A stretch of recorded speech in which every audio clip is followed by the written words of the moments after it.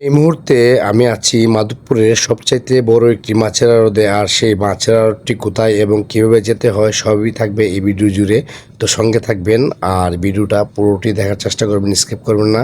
এবং যারা ফলো দেন নাই, ফলো দিয়ে পাশে থাকবেন।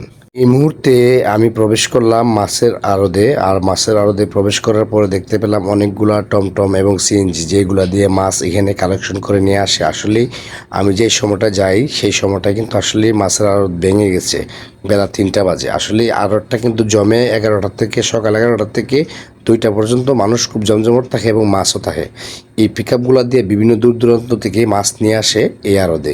সেই আড়তটি হলো জগদীশপুর মির্জাপুর। এখানে কিভাবে আসবেন আর এখানে টাটকা টাটকা মাছ পাওয়া যায়, যদি আপনার পছন্দ হয় এরকম এখান থেকে মাছ নিতে পারবেন। এখানে বিভিন্ন ধরনের মাছ পাওয়া যায়। এখানে আসবেন কি করে? ঢাকা সিলেট হাই রুট দিয়ে আপনি জগদীশপুর তেমুনিয়া নামে টমটম বা সিএনজিকে বললেই হবে যে আমি মির্জাপুর মাছের আড়তে যাব, তো আপনাকে নিয়ে আসবে। সেই মাছের আড়তে অনেক ধরনের মাছ আছে, যেই ধরনের মাছ আপনি আসলে কালেকশন করতে অন্য কোথাও যেতে হবে না, সেইখানে পাবেন।